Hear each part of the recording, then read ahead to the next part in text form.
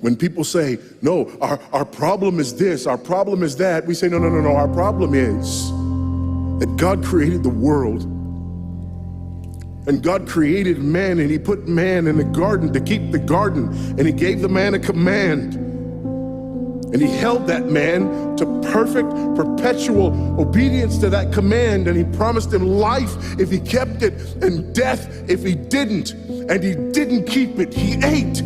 And because he ate, because of that one man, sin entered the world, and death through sin. And everyone born from that man through ordinary generation inherited that man's sin nature.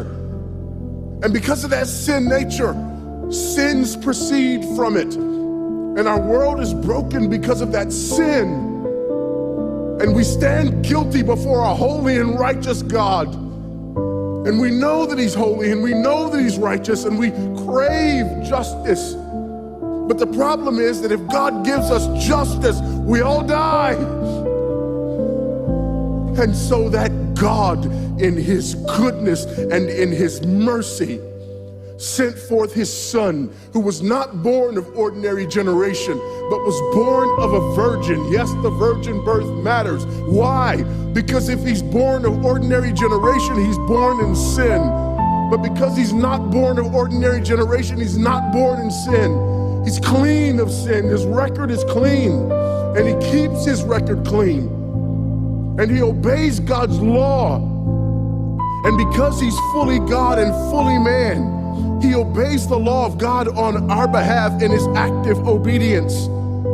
And then in his passive obedience, God made him who knew no sin to be sin for us.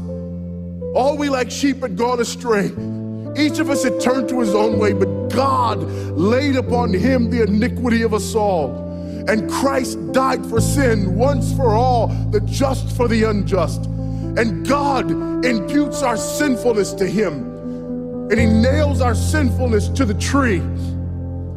And Christ dies and raises again on the third day for our justification. And there's another imputation. The righteousness of Christ is actually imputed to us, so that God can be both just and the justifier of the one who places faith in Jesus Christ, so that all those who come to Christ may enter in, so that all those who place faith in Christ might be saved, but not only saved, but sanctified, because he's the firstborn of many brethren.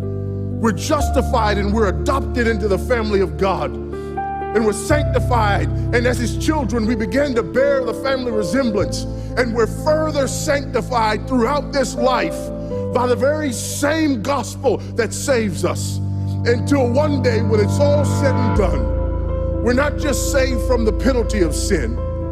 We're not just saved from the power of sin, but one day we're glorified and saved from the very presence of sin. That's the gospel that we preach. That's the gospel that we need. And that's the gospel that's more than enough.